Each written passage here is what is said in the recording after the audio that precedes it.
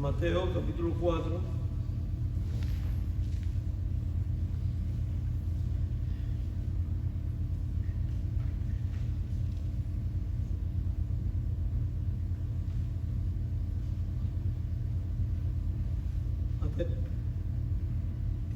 Capítulo 4. Ahora les digo el versículo. Espérense, estoy abriendo aquí la aplicación de la predicación. Yo soy tan bueno con la tecnología.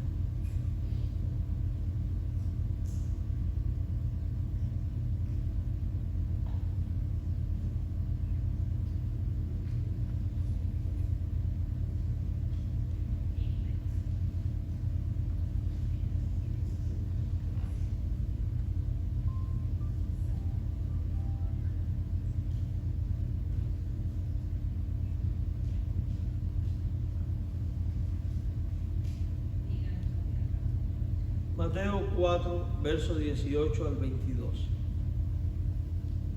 ¿Están todos ahí conmigo?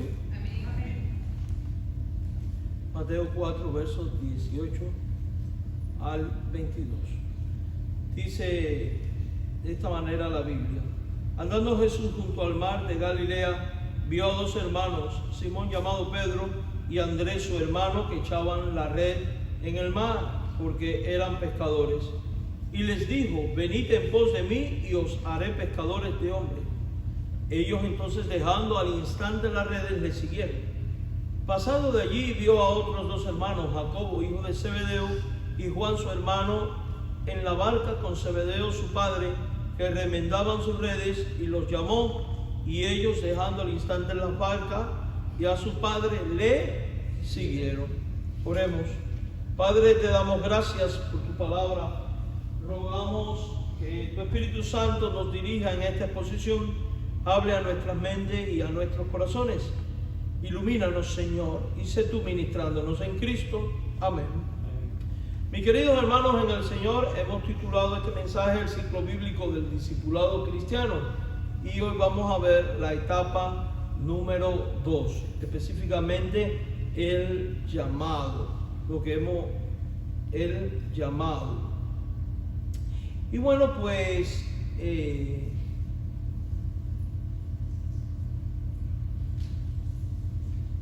a modo de resumen, para entender la continuidad, la semana pasada estuvimos viendo del encuentro, el momento en el cual Jesús se acerca a los discípulos, los ve, toma la iniciativa y los invita. Hoy vamos a ver cómo después del encuentro visible viene el llamado. Cristo, ese que ha estado junto al mar de Galilea, ese que llamó a Pedro, a Juan y a Andrés, el mismo Cristo en el que creemos tú y yo, porque Él es el alfa, el omega, el principio y el fin, el que era, el que es y el que ha de venir. Él es el eterno Hijo de Dios, Él es Dios hecho hombre.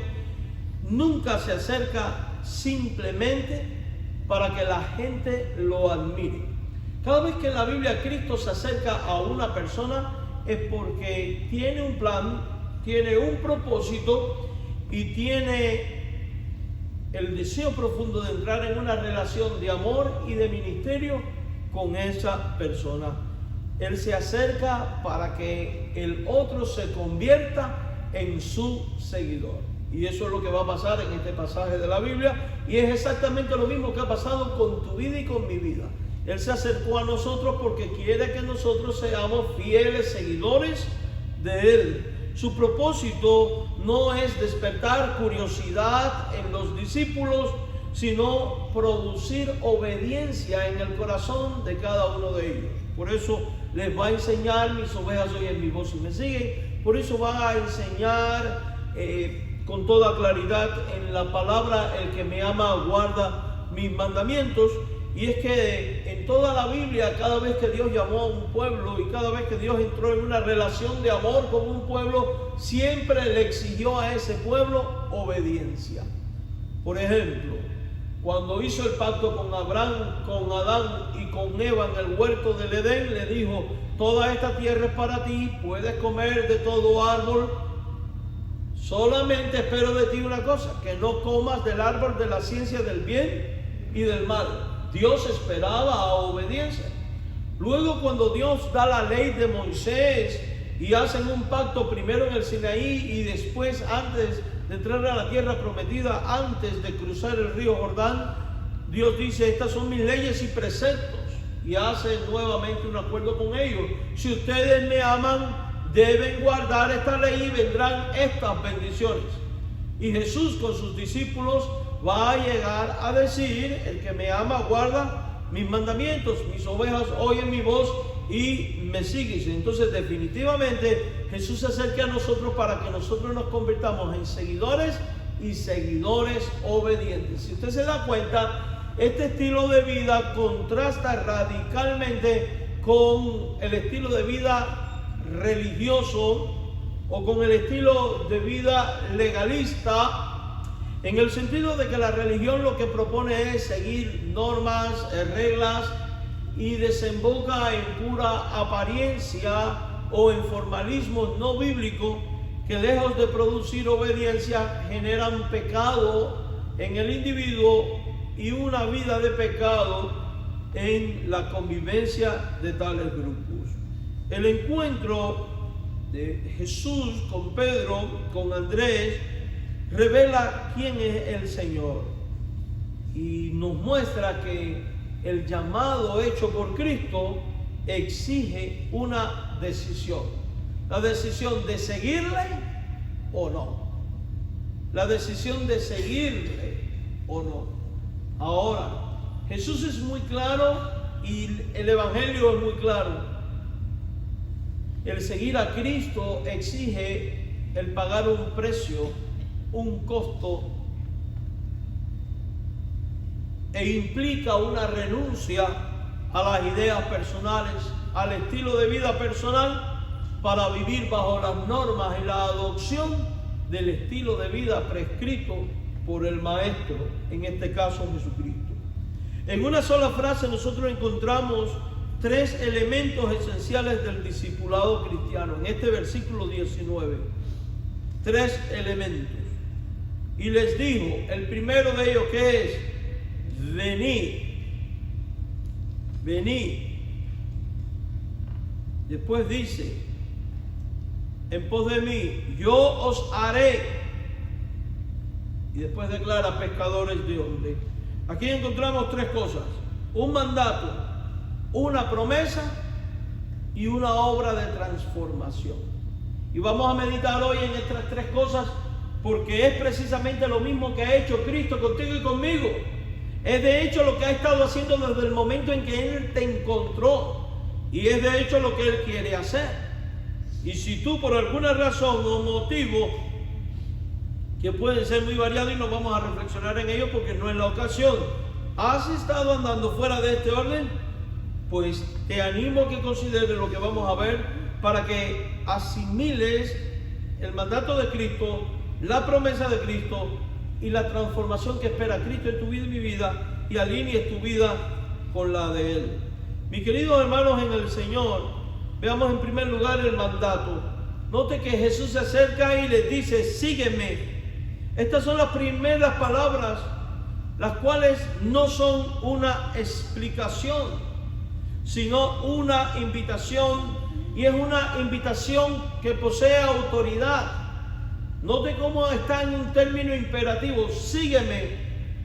¿Y por qué Jesús habla de esta manera? ¿Por qué Jesús habla con autoridad? Porque cuando nosotros leemos la Biblia, descubrimos que a Él le ha sido dada toda autoridad en el cielo y en la tierra, con respecto a todo lo que tiene que ver con los que son sus seguidores. Por eso más adelante dice: toda autoridad me es dada en el cielo y en la tierra, vaya y hagan discípulos. Porque a Él le ha sido dada toda la autoridad en las cosas del reino. Y porque Él, por mandato del Padre, se le ha dado autoridad sobre el cielo y la tierra, y dice que ha sido puesto por cabeza sobre todas las cosas a la iglesia de Jesucristo. Por tanto, Él es nuestra autoridad.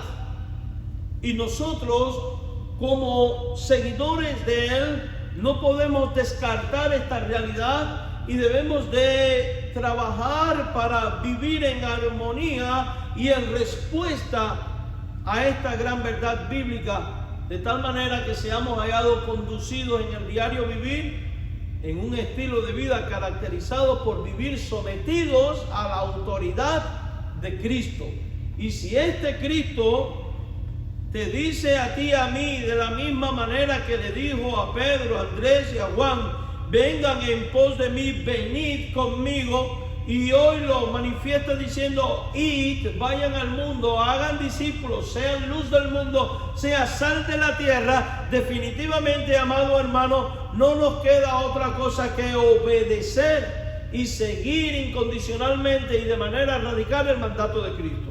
De tal manera que somos llamados a ser testigos suyos por medio de nuestro comportamiento, por medio de nuestro testimonio y por medio de nuestro mensaje, y ser sal de la tierra a través de la comunicación del Evangelio y ser hacedores de discípulos en obediencia al mandato, pero al mismo tiempo ser el tipo de discípulo que Cristo quiere que sea. No un discípulo moldeado por las ideas y las filosofías contemporáneas de un pastor, de una denominación o algo por el estilo, sino el discípulo moldeado por la palabra de Dios, moldeado por el Espíritu Santo de nuestro Dios. En nuestros tiempos escuchamos a muchos pastores decir, mi filosofía de ministerio es esta, aquella y la otra. Mi visión del ministerio es esta, aquella y la otra. Y cuando yo oigo este tipo de cosas, mi mente a veces se turba un poco porque yo me quedo dentro de mí pensando, ¿y quién te dijo que se trata de tu filosofía? Cuando esto tiene que ser la filosofía, vamos a decir así, de Dios. ¿Y quién te dijo que se trata de tu visión? Cuando la Biblia tiene bien clara cuál es el diseño de Dios para el estilo de vida y la misión de la iglesia, que es la gran comisión, y el ser los discípulos que Dios quiere que seamos. Porque la gran realidad es que la operación de la vida de la iglesia no se trata de lo que querramos o no querramos, de lo que nos gusta o no nos gusta, de las iniciativas particulares, sino de lo que Dios ha prescrito. Y si Dios ha dado la autoridad al Cristo y el Cristo nos dice, vengan en pos de mí, te quiero hacer un pescador de hombres, Él espera que tú le sigas y Él espera que tú le obedezcas, Él espera que seas esa luz y ese pescador, punto. ¿Cómo voy a ser la luz? ¿Cómo voy a ser la sal? ¿Cómo voy a ser el pescador? Yo no lo sé. Lo que sí estoy convencido es que si tú respondes en obediencia, el Espíritu Santo hará todo esto en ti a través de ti. Y serás instrumento de gracia en las manos de Dios. Amados hermanos, la expresión venid en pos de mí significa literalmente vengan detrás de mí, caminen detrás de mis pasos, hagan de mí su maestro y Señor. Y esto es interesante, porque el discipulado comienza con una decisión de seguir a una persona, y esa persona es exclusivamente Jesús. Jesús no dijo, vengan a una religión, porque la religión no salva. Jesús no dijo, vengan a una organización, porque las organizaciones no salvan. Jesús no dijo, vengan a un estilo, a una visión, a una filosofía. Hoy en día, lamentablemente, las iglesias están perdiendo su identidad y sus principios y sus valores. ¿Sabe usted que hay iglesias que están quitando la palabra iglesia de su nombre? Comunidad cristiana, Cristo rompe las cadenas. Ministerio cristiano, salvo por gracia. Y quitando los apellidos denominacionales, lo cual para mí es una pérdida de identidad.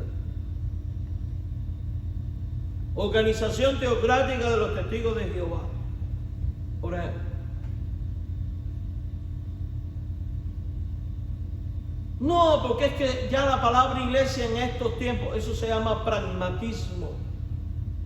Y cuando usted aniquila los términos, las designaciones bíblicas para acomodarlo a este tiempo, la iglesia se está acomodando al mundo y eso no honra a Jesucristo. No somos llamados, no, yo soy seguidor del pastor tal y del pastor más cual. La Biblia dice, maldito es el hombre que confía en el hombre, por eso el mundo está como está. Jesús dijo, vengan en pos de mí. Y más adelante no vamos a ver que a la iglesia se le dice, vayan en pos de los apóstoles. No, hay que amar a los líderes. Hay que obedecerle, hay que sujetarse a ellos. Pero a quien hay que seguir es a Jesucristo. Venid en pos de mí. El centro del cristianismo no es un sistema religioso. El centro del cristianismo no son líderes religiosos. El centro del cristianismo es Cristo mismo. Desde el principio de su ministerio, Jesús dejó claro que seguirle implicaría una entrega absoluta. Y no solo absoluta, sino también radical. Pero ¿cuál es el problema que tenemos muchos lugares en nuestros tiempos? Y muchos de nosotros a veces, que queremos entregas parciales. Cuando puedo, si quiero, si lo siento, si no lo siento. Y hasta a veces se caen en blasfemias con respecto a esto. Oh, el Espíritu Santo me dijo que hoy no fuera a la iglesia. Yo no quiero que el Espíritu Santo te vaya a decir no vayas a la iglesia. El Espíritu Santo me dijo que no sirviera en la iglesia. Yo no creo que el Espíritu Santo haga eso, porque la Biblia dice que cada uno le da la manifestación del Espíritu para provecho a fin de edificar el cuerpo de Jesucristo. Ten cuidado a quien estás escuchando. Dios no quiere entregas parciales, quiere entregas radicales y absolutas, no a medias. Yo te pregunto, ¿Cristo murió a medias por ti? ¿Hizo algo a medias por ti y por mí? No. Él exige todo de nosotros. No podéis servir a dos señores. O amarás a uno o menospreciarás al otro, dijo él. La Biblia enseña que Dios es celoso en gran manera y que no comparte su gloria con nadie. La radicalidad es tal que llega a decir: el que no deje padre, madre, hijo, esposa, esposo por causa de mí, no es digno de mí. O sea que exige una renuncia plena, total, a lo pecaminoso, a lo mundano, al yo, para vivir para Él como discípulos de Cristo. Vivimos en una generación donde la gente se ofende por oír la verdad y se ofenden por todo y de mucha delicadeza. Eso es falta de carácter en realidad. Es falta de tener una voluntad firme, fuerte en el Señor. Y quien se nutre de la palabra de Dios y se equipa de los principios bíblicos no tiene miedo a vivir como hay que vivir. Más adelante Jesús va a declarar en Lucas 9:23: si alguno quiere venir en pos de mí, niéguese a sí mismo. En otras palabras, deja de existir para ti y comienza a existir para mí, dice Cristo. Y te pregunto, ¿estás existiendo para Cristo o para ti mismo?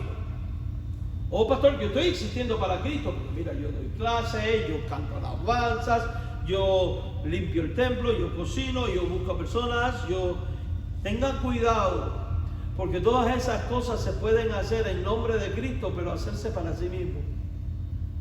Porque si después te pones bravo porque no te reconocen, o se te lleva la contraria y estallas, o un sinnúmero de cosas, cuidado. La Biblia es clara: niéguese a sí mismo, tome su cruz. ¿Y qué es su cruz? ¿Qué fue la cruz para Cristo? La cruz para Cristo fue su misión fundamental, el propósito por el que vino al mundo: morir por pecadores. Ahora usted no va a morir por pecadores. Cuando dice tome su cruz, asuma su misión en la vida y siga al Señor. Seguir a Cristo implica renunciar al derecho de gobernar nuestras propias vidas para someternos a aquel que es nuestro Maestro y Señor. Es decir, Dios, no quiero gobernarme a mí mismo, gobiérname tú. ¿Por qué no es prudente gobernarse a sí mismo?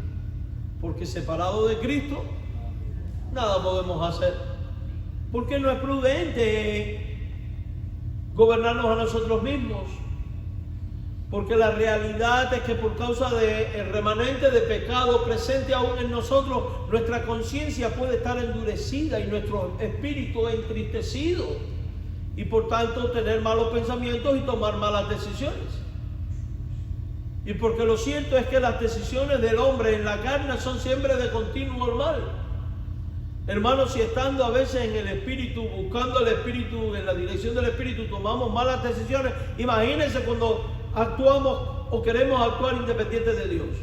Yo no sé usted, pero cada vez que leo la Biblia a personas que no tuvieron en cuenta a Dios y que no actuaron bajo el consejo de Dios, fracasaron. Les fue mal. ¿Qué pasó con el pueblo de Israel bajo el mandato de Josué? Si usted lee los relatos bíblicos del Antiguo Testamento, cada vez que consultaron a Dios y le preguntaron, Señor, ¿voy a esta batalla sí o no? Y Dios les decía, vete, ellos iban, ¿y qué pasaba? Ganaban. A esta no iban. ¿Y qué pasó cuando José en una ocasión se lanza a una batalla y dice el texto, y no consultó a Jehová? Huyeron delante de los filisteos. Creo que eran los filisteos, los cananeos, no me acuerdo. Fracasó. Y así somos nosotros. Cuando tomamos las acciones basadas en nuestros criterios, fracasamos. Eso es como individuo, como iglesia también. Como iglesia de discípulos de Cristo somos llamados a tomar en serio el consejo de Dios y de manera radical actuar en pos de Él. Pastor, pero es que si yo actúo así me van a llamar extremista, fundamentalista o legalista, que te llamen como les dé la gana. Usted es llamado a ser aceptable adecuadamente ante los ojos de Dios. De Cristo no se habló también. Demonios tiene. Oye, el hombre acaba de sanar a uno, está predicando el reino y le dice que está endemoniado.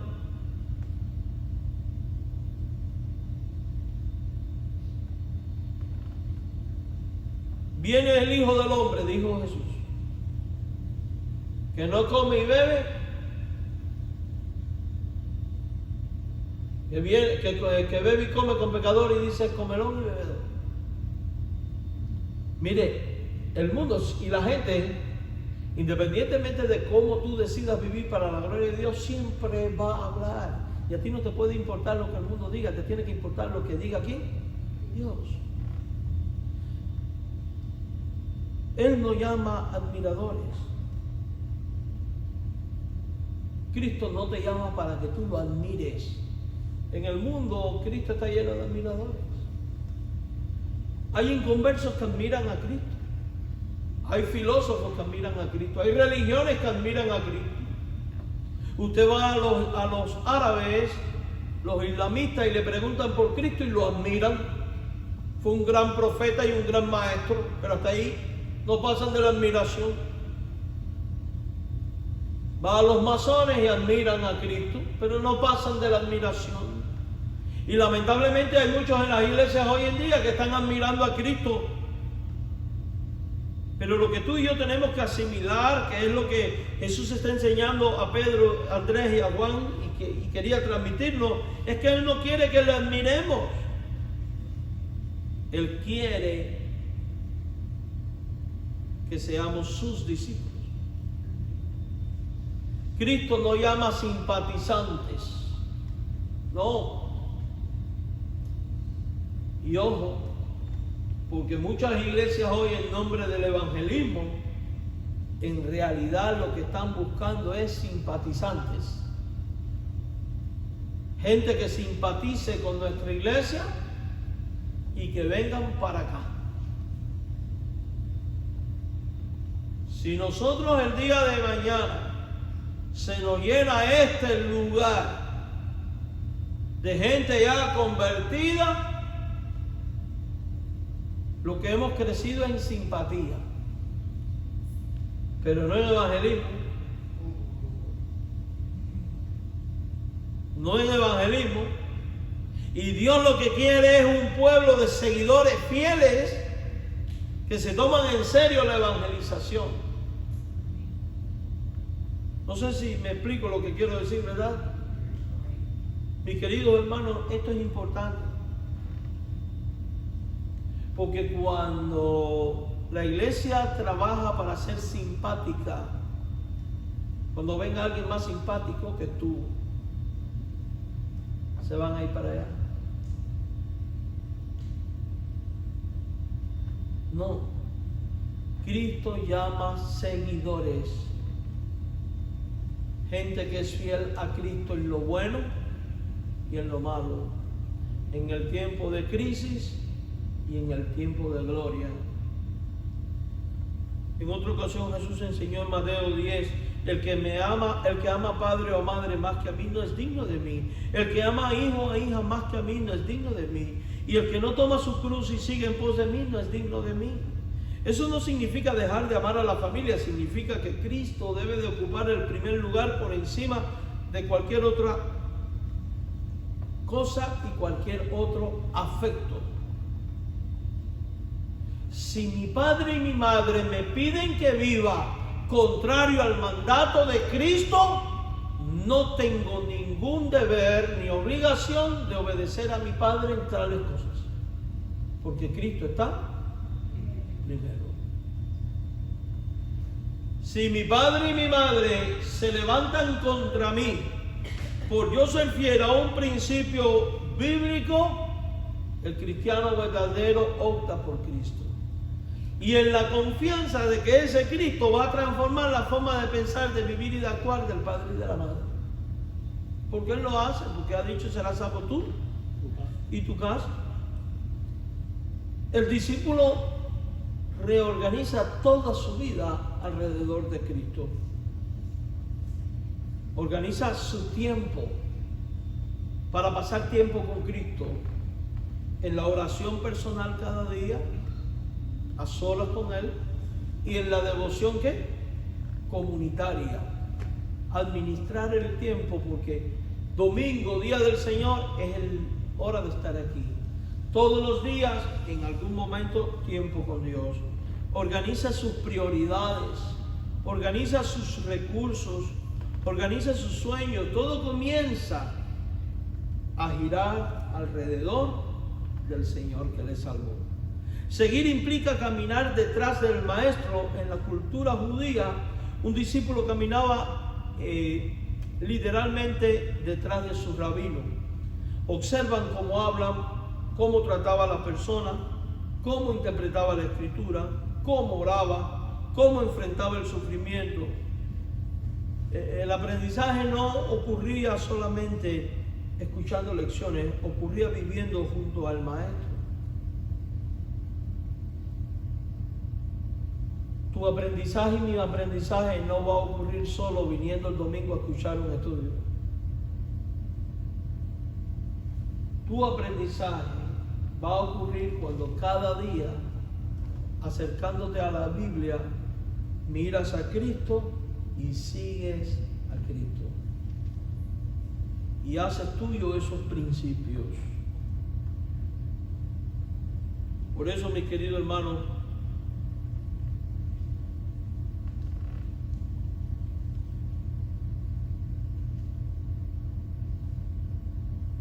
así también ocurre con el Señor.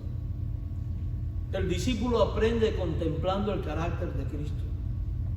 Aprende humildemente viviendo al humilde. Aprende misericordia contemplando al Cristo misericordioso. Aprende santidad caminando con el Santo. Pero para ello usted tiene que dedicar tiempo a orar y a leer la Biblia. Porque ¿cómo usted va a ver todo esto de Cristo si no lee la Escritura, que es lo que revela a Cristo? El apóstol Pedro escribiría años después en su primera carta, capítulo 2, verso 21. Para esto fuisteis llamados, porque también Cristo padeció por nosotros, dejándonos ejemplo para que sigáis sus pisadas. Cristo nos dejó ejemplo para que sigamos ¿qué cosa? Ser un discípulo implica seguir las pisadas del Maestro. Es ver cómo vive, cómo piensa, cómo actúa, su carácter, su forma y reproducirlo en nuestra vida. Seguir a Cristo significa conformar nuestra vida al ejemplo de Cristo. Muchas personas desean recibir la bendición del Señor, pero no desean caminar detrás del Señor. Y se comportan como los paganos. ¿Qué hacen los paganos? Oh, necesito una mujer, necesito un marido. Voy al templo de San Antonio para pedirle a San Antonio que me dé marido. ¿Resolvió el marido? No, olvídate de San Antonio. ¿Qué necesito? Que vaya bien el cultivo de la tierra. Vamos al templo de San Isidro el Labrador. Y vamos al templo de no sé dónde, o vamos al brujo, vamos aquí, vamos allá. Y algunos evangélicos que no tenemos esa costumbre, porque estamos en contra de eso, porque no lo enseña la Biblia, pero ven a Dios de la misma manera. Ven a Dios como lo opcional. Y quieren de Dios las bendiciones suyas, pero no caminar detrás del Señor.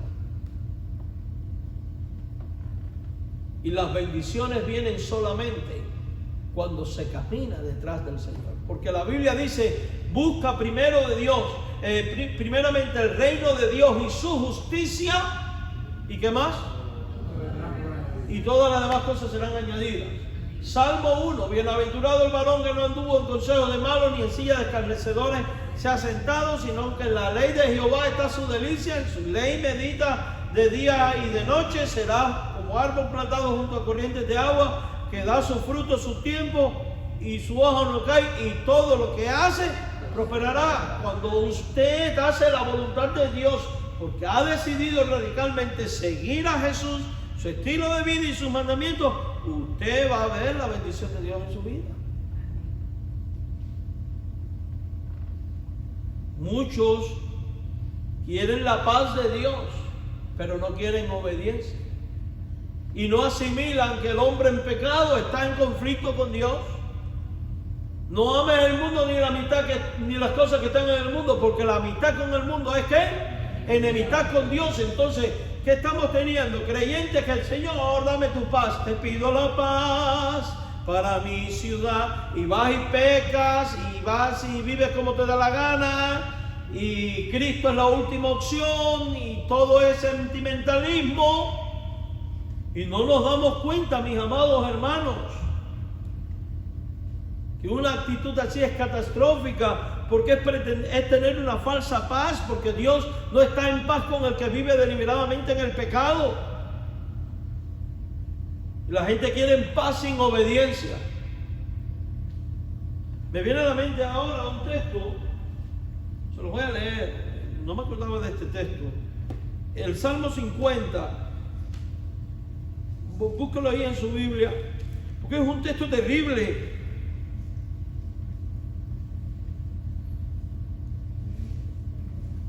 Verso 16. Esto no está en el sermón, y esto se lo estoy metiendo yo. Salmo 50, verso 16, por favor. ¿Qué dice ahí? Pero al malo dijo Dios. Al malo dijo Dios. ¿A quién dijo Dios? Al malo. Pero fíjense que este no es un malo impío, este es un malo que dice que es religioso. ¿Qué tienes tú que hablar de mis leyes y que tomar mi pacto en tu boca? O sea, están hablando de la Biblia y están hablando, pues tú aborreces la corrección y echas a tu espalda mis palabras. Si veías al ladrón, tú corrías con él, y con los adúlteros era tu parte. Tu boca metías en el mal y tu lengua componía engaño. Tomabas asiento y hablabas contra tu hermano. Contra el hijo de tu madre ponías infamia. estas cosas hiciste y yo he callado. Pensabas que de cierto sería yo como tú, pero te reprenderé y las pondré delante de tus ojos. Oye, esto es para coger miedo.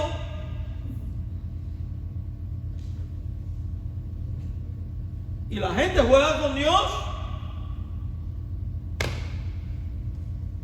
Apunten ese versículo. Cristo no quiere simpatizantes, quiere seguidores, ¿qué? Obedientes. 50 del 16 en adelante. Mis queridos hermanos, muchos quieren perdón sin arrepentimiento. Quieren la corona, pero sin la cruz. Sin embargo, Cristo sigue pronunciando las mismas palabras: venid en pos de mí.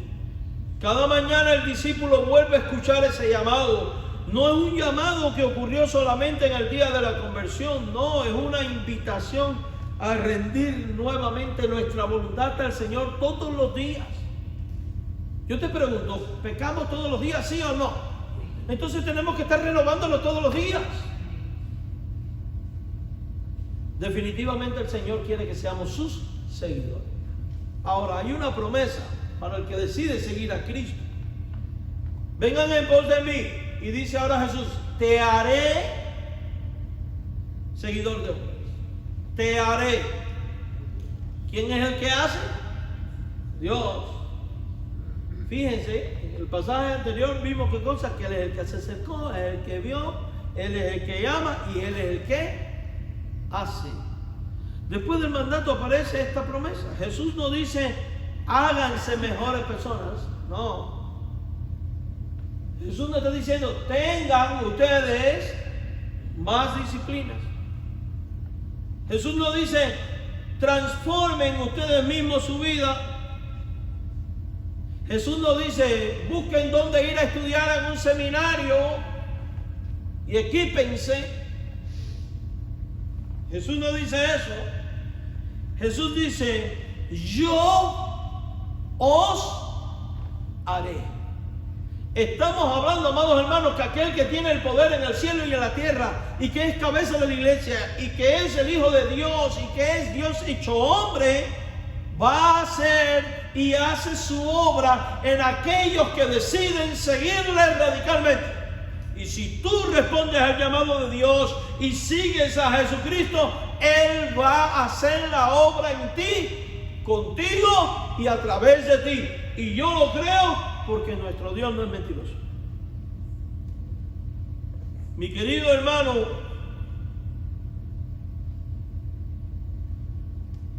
toda verdadera transformación espiritual comienza con la obra de Cristo.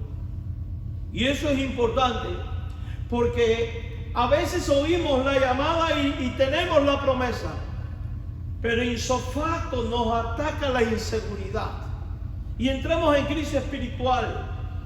Pero yo no sé hablar, todavía no sé orar, pero yo soy tímido, pero yo tengo aquí. ¿Y crees tú que tú eres el primero con estos problemas? Moisés: Señor, yo soy tartamudo. Jeremías: Señor, yo soy buen niño.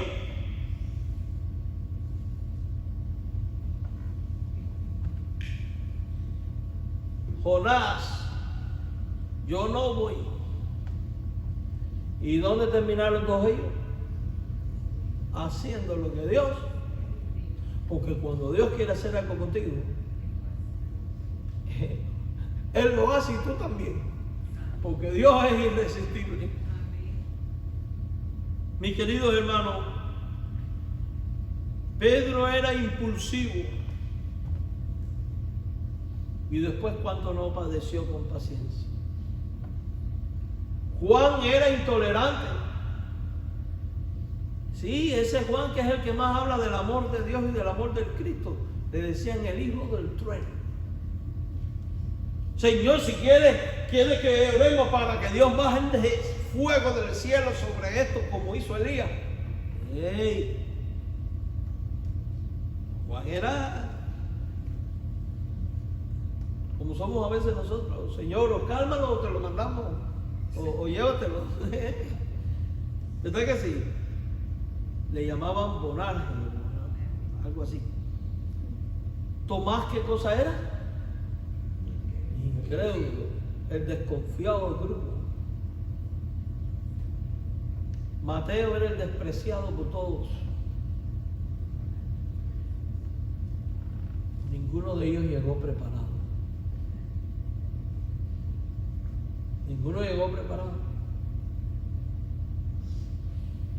Pero todos sí fueron transformados. Cuando Jesús te dice sígueme, tú tienes que entender que Él te está invitando y junto con la invitación va a garantizar y garantiza la preparación para que tú hagas lo que Él te pide hacer.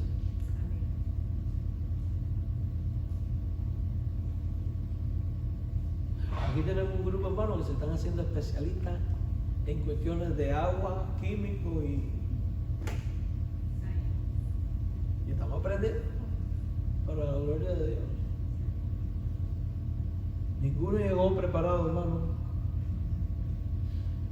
pero todos fueron transformados. El maestro no escogió hombres perfectos, porque si Jesús fuera a escoger gente perfecta, no pudiera escoger a nadie, pero escogió hombres dispuestos. La expresión yo os haré comunica un proceso, no dice hoy mismo serás pescador de hombres, dice yo los formaré, yo los moldearé, yo trabajaré en ustedes. Esto lo está diciendo Cristo. Desde que tú viniste a los pies del Señor, Él ha estado haciendo esto en tu vida. ¿Cómo lo hace? A través de ese hermano que te llama y que conversa de cosas espirituales. Porque la preparación única no se crea usted que es venir a un curso bíblico de discipulado, una clase en la escuela dominical. Sí, Dios prepara a través de esas vías también. Pero también cuando hablas con el hermano, cuando escuchas una predicación, de muchas maneras. Hoy mismo serás pescador de hombres, le dijo Dios a esta gente. Yo los formaré, yo los moldearé, yo trabajaré en ustedes. Dios siempre trabaja progresivamente. El profeta Isaías compara esta obra con la del alfarero. Si usted va a Isaías 64:8, la Biblia dice: ahora pues Jehová, tú eres nuestro Padre, nosotros barro, tú el que nos formaste, así que obra de tus manos somos todos nosotros. Somos barro en mano de ¿quién? Dios nos está formando. Y esa vasija todavía no ha terminado. Dios la sigue haciendo en ti y en mí. ¿Y qué pasa cuando el alfarero en algún punto se equivoca? Dicho sea de paso, Dios no se equivoca. Vuelve y corrige. Jeremías contempló esa misma verdad cuando observó al alfarero trabajando el barro. Jeremías 18:4. La vasija de barro que él hacía se echó a perder en su mano y volvió y la hizo otra vasija según le pareció mejor hacerla. ¿Y qué aprendemos de esto? Que en el proceso de ser seguidor de Cristo vamos a cometer errores. Y hay cosas que van a salir mal porque somos imperfectos. Pero el alfarero siempre se encarga de moldearnos y de llevarnos de nuevo a la posición, al modelo que Él quiere hacer contigo y conmigo. Por tanto, no debemos tenerle miedo a los errores y a algunos fracasos que experimentemos. Antes bien, con la fe puesta en Cristo y la disposición de seguir a Cristo, hemos de pasar por encima de ella, sacudir el polvo y seguir adelante. Cristo continúa haciendo exactamente eso. Nosotros nos toma como somos. Él nos toma como somos, pero no nos deja como estamos. Pablo expresa esta seguridad cuando escribe en Filipenses 1:6: estando persuadido de esto, que el que comenzó en vosotros la buena obra, la perfeccionará. La vida cristiana no consiste en aparentar perfección. Consiste en permitir que Dios continúe perfeccionando nuestras vidas. Yo no sé usted, mi hermano, pero yo lo que he visto en el tiempo que llevo de cristiano y de pastor es que el que más alardea de santidad y perfección son los más perversos a veces. Los verdaderos santos no alardean tanto.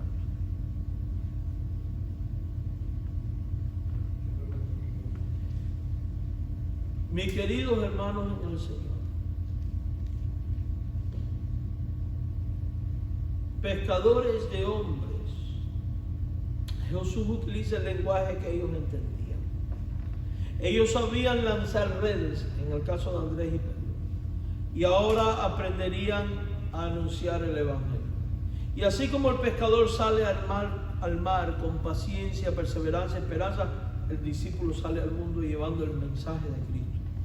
Y más adelante Jesús declara: como me envió el Padre, así también yo os envío. Y antes de ascender al cielo dirá: recibiréis poder y me seréis testigos.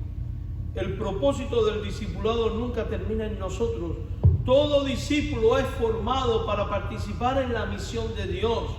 Quizás alguien piense: no soy capaz, no sé hablar, no conozco lo suficiente de la Biblia, no tengo habilidades. Pedro tampoco las tenía. La diferencia nunca estuvo en Pedro, la diferencia estaba en Cristo. Nuestra esperanza no descansa en nuestras capacidades, sino en la fidelidad del Maestro que prometió: yo os haré. Puede que tú no sepas todo esto, pero Dios te va a hacer. Y cuando Cristo llama, Cristo capacita. Cuando Cristo envía, Cristo sostiene. Y cuando Cristo comienza una obra, Cristo la termina. Amén. Llegamos a la tercera parte del mensaje y termino. La invitación que Él hace a la transformación. Entonces fíjense, hay un llamado, hay una promesa y hay una invitación a transformación. Todo llamado de Cristo implica un cambio profundo. O sea que las cosas no pueden quedar igual. Jesús no llamó a Pedro únicamente para cambiar de ocupación, lo llamó para cambiar de vida. Su identidad dejaría de estar definida únicamente por el mar de Galilea y ahora estaría definida por el reino de Dios. Y esto ocurre con cada creyente. La gracia no solamente perdona, también transforma. En 2 Corintios 5:17 leemos: de modo que si alguno está en Cristo, nueva criatura es, las cosas viejas pasaron y todas son hechas nuevas. La transformación comienza en el corazón. Produce nuevos afectos, nuevos deseos, nuevas prioridades, nueva manera de pensar, nueva manera de vivir. Y por eso Pablo exhorta: no os conforméis a este siglo, sino transformaos por medio de la renovación de vuestro entendimiento. Romanos 12:2. Y en otras cartas declara: porque somos hechuras suyas, creados en Cristo Jesús para buenas obras. El llamado de Cristo nunca consiste únicamente en abandonar el pecado. Consiste en ser conformados a la imagen de Dios. Romanos 8:29, porque a los que antes conoció también los predestinó para que fuesen hechos conforme a la imagen de su Hijo. Dios quiere ver la imagen de su Hijo. ¿En quién? En ti y en mí, en nosotros. El propósito final del discipulado es que cada día nos parezcamos más a Cristo. Muchos creyentes se desaniman porque aún ven luchas, debilidades, pecados en su vida. Sin embargo, debemos recordar que Jesús nunca prometió una transformación instantánea. Ten paciencia. Prometió una transformación segura. Y Cristo no es mentiroso. Cada prueba, cada disciplina, cada enseñanza, cada servicio, cada lágrima, cada victoria, cada fracaso que nos lleva al arrepentimiento son herramientas en las manos del Maestro para hacernos cada día más semejantes a Él. Eso que estás viviendo ahora, esa batalla, es herramienta de Dios para moldearte. El mismo Cristo que llamó a Pedro junto al mar continúa trabajando hoy en la vida de cada uno de sus discípulos. Tú no eres la excepción. Él no busca personas terminadas. Él busca corazones dispuestos a seguirle. A quienes responden su llamado les hace una promesa que nunca ha dejado de cumplirse: yo os haré. Y esa es la esperanza del discípulo. Nuestra confianza, hermanos, no está en nuestra fuerza para cambiar, sino en el poder del Salvador para transformarnos día tras día hasta que reflejemos cada vez más su carácter y participemos con gozo de la misión de llevar a otros a los pies de Él. Que el Señor nos bendiga. Gracias, Señor, por la oportunidad de escuchar tu palabra y la bendición de poder exponer tu evangelio. Rogamos, Padre de misericordia, que tú nos ayudes a ser seguidores tuyos, a ser un pueblo que en todas las cosas te honra y te glorifica. En Cristo. Amén.